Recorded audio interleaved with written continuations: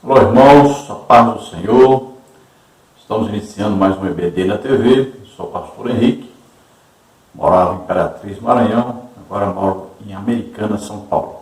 Se você deseja nos convidar, entre em contato conosco, meu WhatsApp aí, meu telefone, 99991520454. Telefone da minha esposa, DDD 19, aqui de Americana, e o telefone 984482187. Se você deseja nos ajudar, aí você pode enviar qualquer quantia a uma dessas contas. Aí tem a Caixa Econômica, tem Bradesco, Banco do Brasil é o nome da minha esposa. Meu CPF está aí, 331-957-81620, que é também meu Pix. Não se esqueça de dar aí o seu like, não se esqueça de inscrever em nosso canal para nos ajudar a divulgar.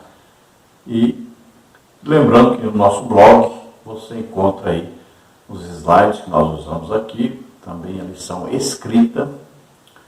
E se você deseja que nós enviemos para você o PowerPoint dos slides que nós fazemos, também PDF aí também, e também a escrita em Word, em PDF, aí você entra em contato conosco pelo telefone 99991520454 e eu enviarei para você aí toda semana e os links dos vídeos que nós vamos fazendo e também alguns comentários que nós fazemos durante a semana, que são comentários extras da lição para ajudar a todos os professores e também aqueles que são alunos que entram. Nós estamos estudando neste trimestre nas revistas da CPAD com o tema Os ataques contra a Igreja de Cristo, as sutilezas de Satanás nesses dias que antecedem a volta de Jesus Cristo. Nós temos como comentarista aí da CPAD deste trimestre o pastor José Gonçalves, que é pastor da Assembleia de Deus em Água Branca, Piauí. Hoje nós vamos estudar a lição de número 9, a sutileza do movimento dos desigrejados. E nós vamos ver aí no tópico 1, visão e prática do movimento dos desigrejados, aí um ensino anti-institucional, um ensino anticlerical. No tópico 2 nós vamos ver a natureza da igreja neotestamentária, um organismo, uma organização. No tópico 3 vamos ver a importância e a necessidade da igreja. A igreja como família de Deus, a igreja como testemunha da salvação. Então não é algo novo, já durante a história, nós vamos ver vários movimentos de pessoas que tentaram fazer com que a igreja não se tornasse aí uma instituição, uma organização. Tentaram de todas as formas, mas se esquecem que o próprio Deus é quem deu uma organização à igreja. Sempre existiu na igreja líderes e liderados. Sempre existiu na igreja o desejo de se congregarem em alguma parte, de estarem reunidos. O próprio Jesus disse que nós deveríamos nos reunir para a Santa Ceia, por exemplo. Então veja que é uma coisa de Deus, não adianta. Vários tentaram fazer com que a igreja funcionasse assim. As pessoas se reúnem em uma praça, na beira do rio, qualquer parte, para poderem louvar a Deus, adorar a Deus, ouvir uma palavra pregada, ensinada, estar em comunhão. Mas mesmo durante a reunião sempre vai ter alguém que vai liderar, alguém que vai ser escolhido para dar uma mensagem. Não é qualquer um que vai dar uma mensagem. Muitas vezes a pessoa não sabe falar corretamente, não é a pessoa que estuda a palavra de Deus, não é uma pessoa de oração. Então sempre vai ter alguém que vai se destacar e vai acabar liderando, não adianta, não tem jeito. E uma reunião onde existem muitas pessoas, se não houver uma organização, vira uma bagunça. Veja que os coríntios, por exemplo, tentavam fazer assim suas reuniões, mas aí Paulo teve que enviar para eles o quê? Carta para organizarem, porque estava bagunçado, Então, no mesmo culto, às vezes queriam ficar profetizando durante 2, 3 horas, no mesmo culto, aí queriam estar lá orando por curas, o outro por milagre, o outro estava profetizando, o outro expulsando demônio. Então virou uma coisa assim, sem coordenação.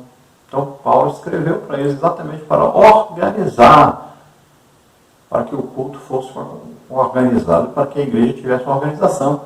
Existia gente lá no pecado terrível e ninguém tomava providência. Né? Veja que o próprio Jesus falou sobre aí, a organização, sobre a correção. Então a igreja tem isso mesmo.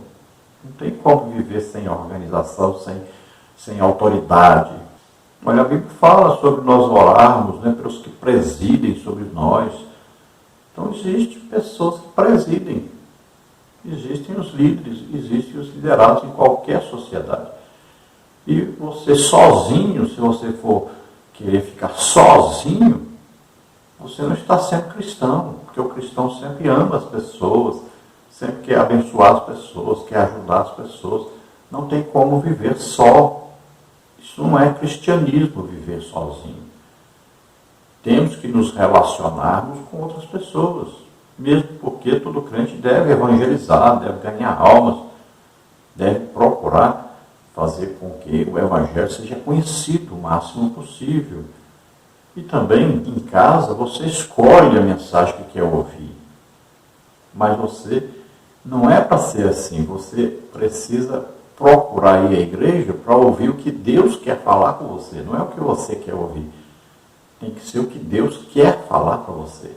Você estando ali na igreja, você vai receber uma mensagem diretamente dada pelo Espírito Santo a você, visando a sua edificação, consolação, exortação, visando correção também, muitas vezes, né?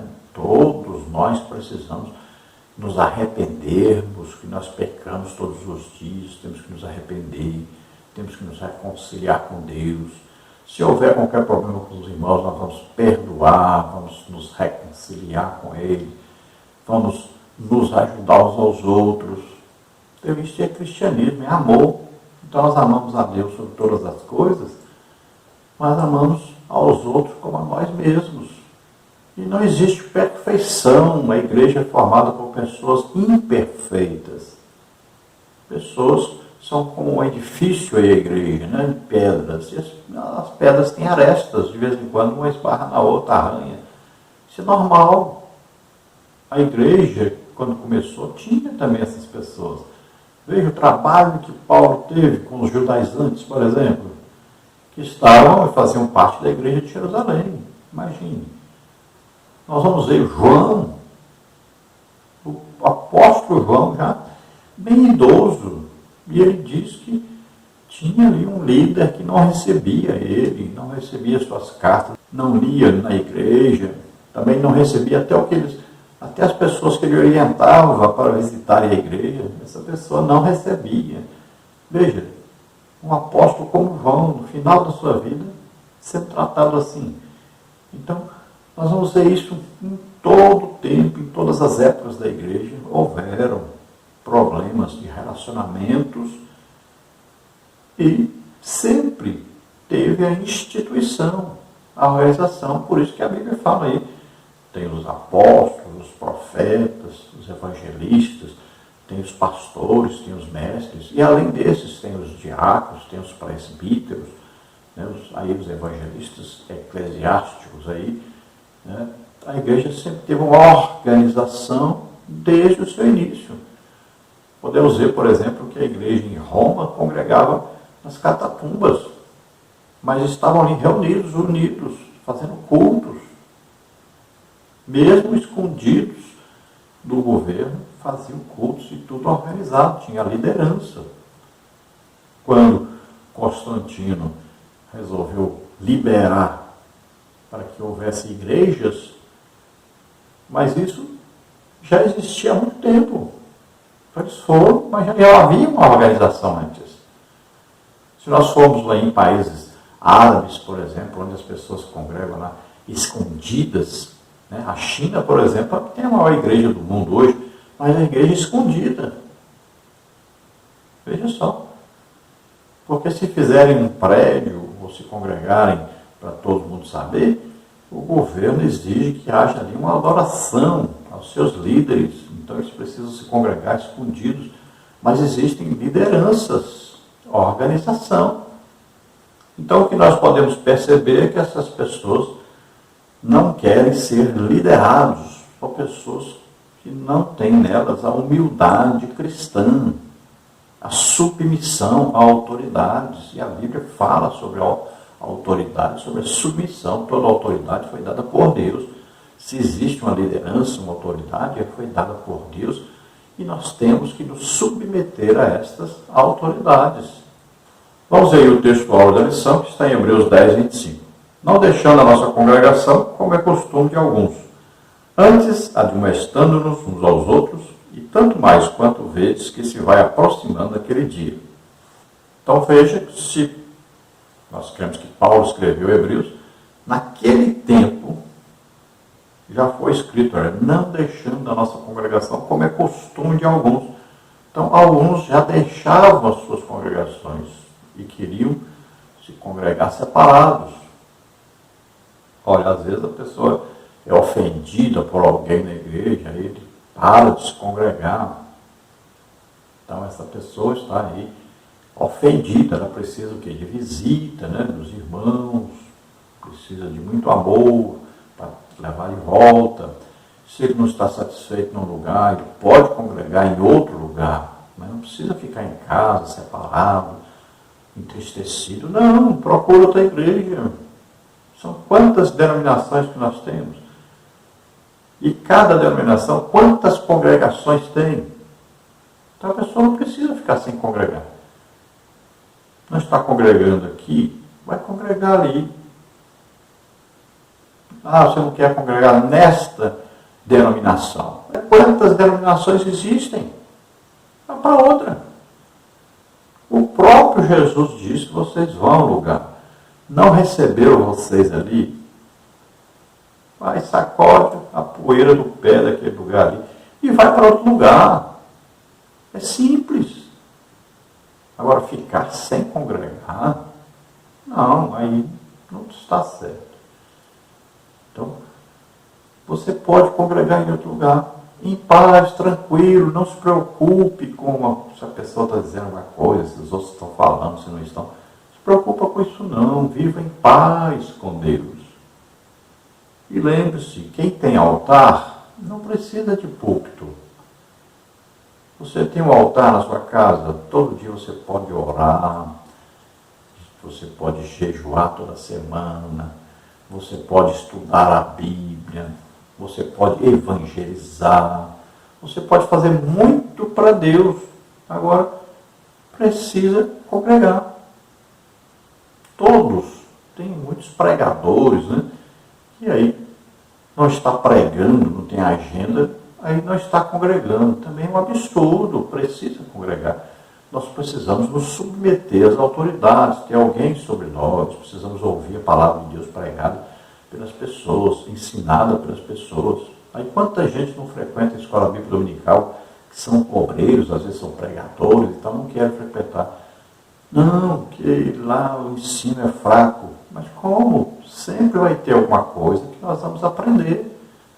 Eu frequento a escola bíblica dominical e só dou aula, muitas vezes, às vezes uma vez por mês, às vezes uma vez em cada 2 meses, depende da escala. Mas estou lá em todas as escolas bíblicas dominicais. Estou frequentando, estou ouvindo, estou aprendendo. Sempre nós temos alguma coisa para aprender. E quem é sábio é aquele que sabe que precisa saber mais, precisa aprender mais. Então nós temos que congregar. Por mais simples, por menos que as pessoas saibam sobre a Bíblia, entendam, ali sempre vai ter uma palavra de Deus para nós. Sempre. A pessoa pode ter alguma coisa para falar para nós que Deus enviou. É importante nós estarmos ali na igreja. É importante congregarmos. Então eu estou sempre congregando. Toda quarta-feira eu congrego, todo domingo eu congrego, tem semana que tem mais culto, eu vou também, faço cultos na minha casa, convido os irmãos, convido os vizinhos, vou em casa de outras pessoas, de vez em quando vou até em outras congregações também, mas estamos sempre congregando e temos um lugar fixo para congregar, onde a gente recebe a orientação de Deus, a correção de Deus, ouve a mensagem, né, de Deus. Então é preciso e é necessário para todos. A verdade prática diz: o movimento dos desigrejados deve ser visto como um desvio da verdadeira espiritualidade que é expressa no contexto da verdadeira igreja. Então esse termo desigrejados, né, às vezes para quem está afastado da igreja, não é até uma coisa boa, é um termo pejorativo talvez, mas significa que a pessoa que não está congregando regularmente numa igreja, numa instituição, uma igreja que tem lá seu CNPJ, que tem lá o seu pastor, lá tem um evangelista, tem um presbítero, tem um diácono, tem toda uma organização, fazem um culto organizado. Então, pessoas que não frequentam assim uma igreja organizada. Muitos, né, deles estão ali e ainda não compreenderam corretamente nem o que estão fazendo ali, na verdade. Mas estão buscando alguma coisa para poderem estar congregando, né? Na verdade, estão congregando, estão se reunindo para louvar, adorar a Deus, ouvir uma palavra de Deus. Então, estão buscando. Bom, são pessoas, na verdade, que estão precisando de ajuda, precisando de aconselhamento, de visitação e de muito amor.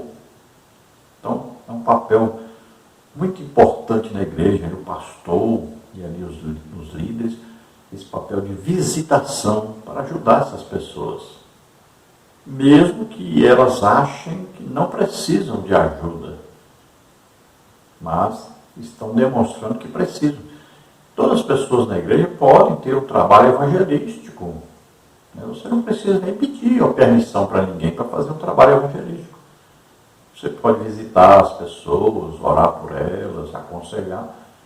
Você pode ir a um hospital, visitar os doentes, numa cadeia, visitar os presos. Você pode fazer doação aí de alimento, de roupa, ajudar os pobres. Isso é um trabalho para qualquer crente, não precisa de você ficar pedindo permissão para ninguém. Todo crente pode e deve evangelizar, deve ajudar as pessoas. Isso é normal. E uma coisa que é de cada um com Deus. Ninguém vai proibir você de ajudar as pessoas. Ninguém vai proibir você de visitar, de aconselhar as pessoas, de orar para as pessoas. Ninguém vai fazer isso. Quando você está fazendo uma coisa para Deus e com Deus presente, quem é que vai impedir? Então, não se preocupe, faça a obra de Deus. Você deseja fazer? Faça. Vamos à leitura bíblica em classe, que está em Hebreus 10, 19 a 25.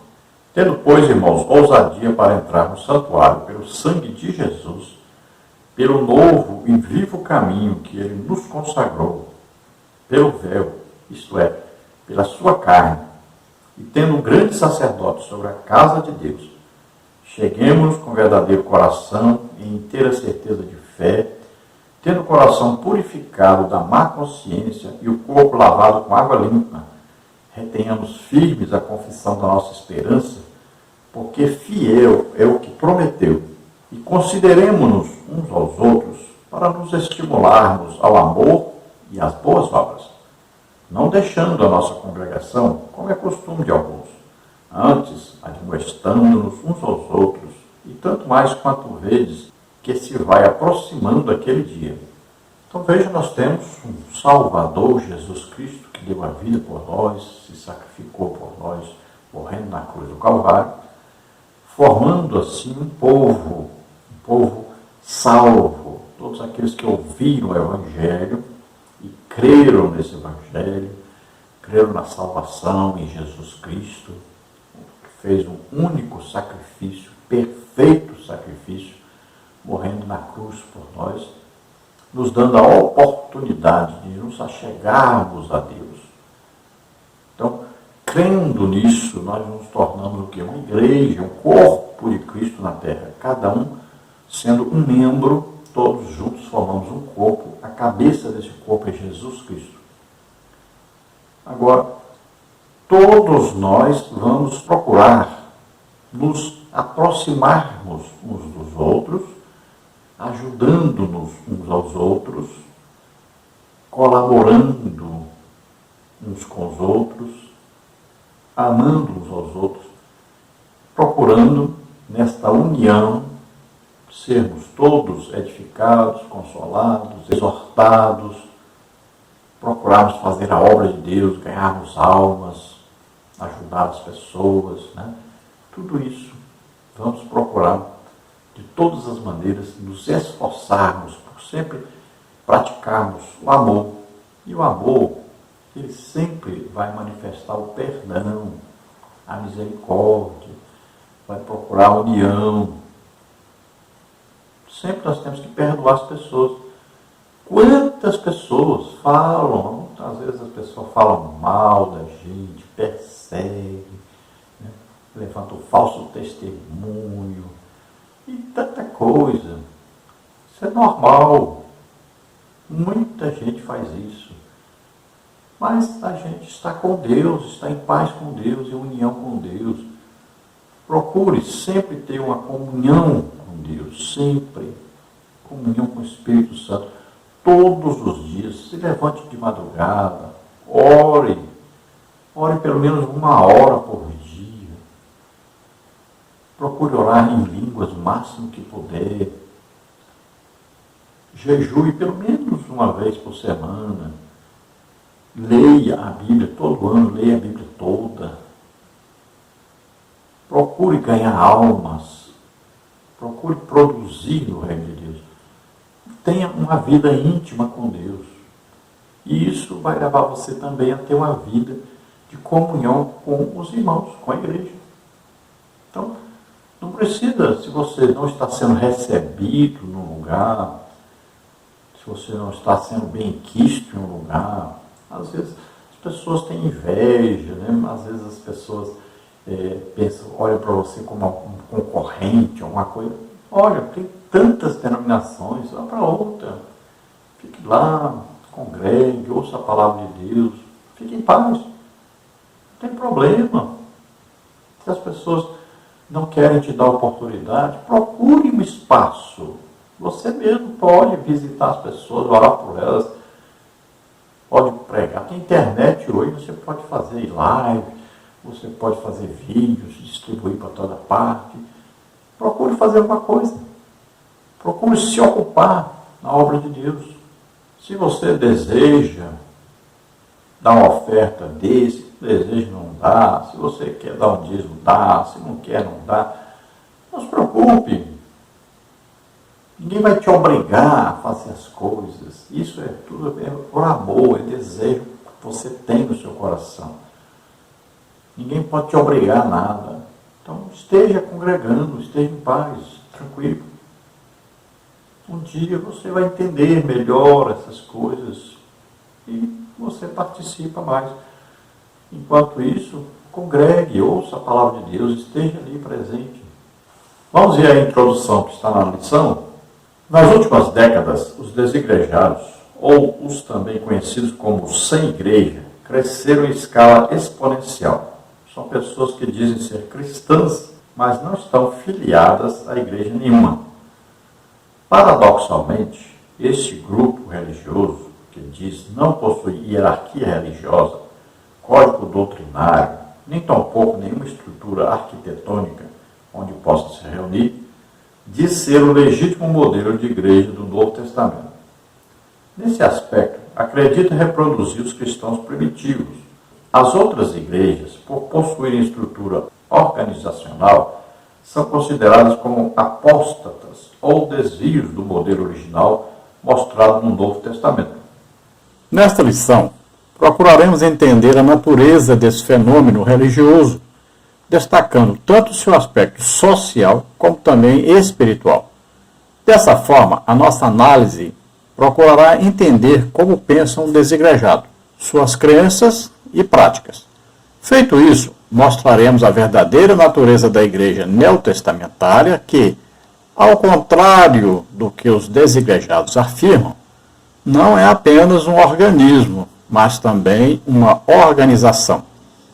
Assim mostraremos a importância da igreja no plano de Deus e como cada membro da igreja possui uma gloriosa missão. Então veja que aquilo que se denomina desigrejados, né, esse termo surgiu até no censo, né, de 2010, tem lá essa palavra usada como aqueles que não estão congregando. Então é uma palavra para indicar isso. Aqueles que estão fora da igreja, já foram da igreja evangélica, por exemplo, e não estão mais congregando. Alguns também são de outras denominações e não estão congregando mais. Então, eles não frequentam regularmente uma igreja que é organizada, uma instituição religiosa. Então, eles são contra qualquer tipo de instituição, de organização, achando que a igreja, no início, não era assim. Embora, né, eles não compreenderam ainda, a verdade é essa. E aí procuram líderes e livros, né, para apoiarem a sua ideia.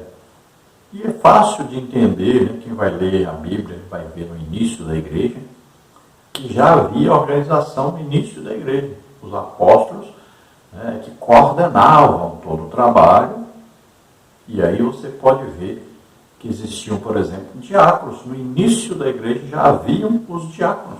Olha aí, uma organização do início da igreja, bem no início da igreja mesmo. Para servir os irmãos, já foi instituído aí uma organização dentro da igreja. Os diáconos foram escolhidos para servirem às mesas. Olha, basta ter um pouquinho só de percepção para entender que já houve uma organização no início da igreja. Olha aí, as ofertas, todo o dinheiro que arrecadavam, olha aí, as ofertas, né, todo o dinheiro que organizavam, olha, todo o dinheiro que recebiam, era tudo levado a quem? Aos apóstolos. Daí eram depositados aos pés dos apóstolos. Eles é que iam distribuir, ver para quem deveriam distribuir. Olha aí, isso é uma organização. Veja, percebe isso. Já no início a igreja estava começando mesmo, já havia uma organização. Se você ver mais para frente, lá no concílio, primeiro concílio da igreja, já havia ali líderes. Tiago, irmão de Jesus, era um líder ali. Então, vamos ver que Pedro se destacava como um dos líderes principais. Veja só, existia já uma organização bem feita. Você vai ver isso sempre. Olha lá, Filipe era diácono, e lá quando Paulo foi visitá-lo na sua casa em Cesareia, muitos anos depois, ele era um evangelista. Quer dizer, ó, de diácono passou a evangelista. Olha, é uma organização.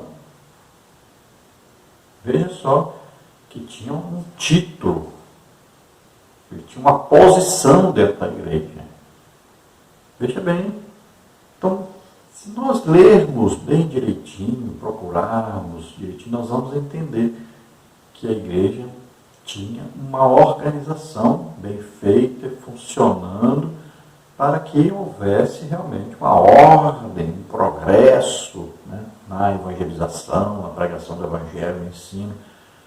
E em Efésios 4:11 fala aí também de pessoas que Jesus Cristo escolheu e colocou na igreja para organizar, para dirigir a igreja. Olha só. Aí são os ministérios da igreja. Veja bem, ministros. E aí não são ministros apenas eclesiásticos, são autoridades dentro da igreja. Então, além desses, existiam outros lá, que são os diáconos, os presbíteros, né, os evangelistas, os pastores, né? Aí temos aí os professores de escola bíblica dominical, temos aqueles que trabalham aí na secretaria, temos aqueles que trabalham na visitação das pessoas. Então, grupos que são organizados dentro da igreja para fazer o trabalho da igreja. A mesma pessoa não faz tudo. Então é preciso que haja organização. E, quando há organização, tem que sempre ter o líder que vai organizar isso. Então ele olha, vai ver, esse aqui serve para isso, isso aqui serve para isso, isso aqui serve para isso. Tem que haver um líder. E além desse líder, quanto mais cresce, mais líderes vão ter. Então veja que foi criado um movimento das pessoas, alguns que saíram porque ficaram chateados ou ofendidos, outros porque não aceitam a organização da igreja. Muitas vezes as pessoas queriam se destacar, queriam ser líderes, mas não foram recebidos como líderes. Então saíram. Agora veja só. Estão hoje fora da igreja, mas acontece que já estão sendo chamados, considerados como líderes onde estão. E nem percebe isso. Então aquele que não quer que haja uma organização, acaba ele mesmo fazendo parte de uma organização sem nem perceber. Porque em todo lugar vai ter aí um líder, vai ter líder ali, vai ter alguém que escreveu alguma coisa, um líder, escreveu um livro, escreveu algum editorial, alguma coisa para poder os outros seguirem. Já está havendo então uma organização. Onde tem qualquer líder é porque tem uma organização. Então o movimento que se chama hoje desigranjado, tem líder? Tem. Tem livro escrito que orienta? Tem. Tem alguém que está aí sendo consultado, que está dando algum exemplo, que está dando alguma informação, que está reunindo as pessoas, que está orientando. Então, tem organização já. Olha só, não tem jeito de não ter. Aí se você for numa reunião dessas, lá tem alguém que canta? Tem. Tem alguém que toca? Tem. Tem alguém que prega? Tem. Tem alguém que ensina? Tem. Vamos aqui recolher uma oferta para pagar aqui o salão que nós estamos usando. Vamos pegar aqui uma oferta, uma ajuda para ajudar ali os irmãos que estão precisando, passando necessidade. Olha aí, a mesma coisa que tem no culto, tem lá. Mas estamos dizendo que não tem organização nenhuma, que não tem liderança nenhuma. Se fosse assim, quem vai pregar? Todos vão pregar então? Quem vai cantar? Todos vão cantar então? Veja só. Então existe já uma organização e eles nem percebem que existe essa organização. Não tem como pessoas se reunirem e não haver organização. Até dentro de uma casa, de uma família, tem a organização. Deus colocou o pai como autoridade sobre todos, depois a mãe, depois os filhos. Existe uma organização. Existe a autoridade dada por Deus. Em qualquer reunião, em qualquer sociedade, existe organização. Existe liderança. Então a pessoa diz, eu sou dono da minha vida, eu vivo do jeito que eu quiser, faço o que eu quiser, não tem ninguém para me falar que eu estou errado, me corrigir. Olha, quem quer viver sem correção é porque quer viver no pecado e não quer ser corrigido. Veja só, nós temos necessidade de sermos corrigidos. Todos nós erramos, precisamos ter alguém que vai nos corrigir, vai falar conosco, está errado. E a maioria das vezes nós vamos ouvir isso numa pregação, num ensino, numa reunião. Alguém vai ser usado por Deus e vai falar conosco. Nós vamos na hora perceber, olha, Deus está falando comigo. Eu preciso mudar isso aqui. É assim.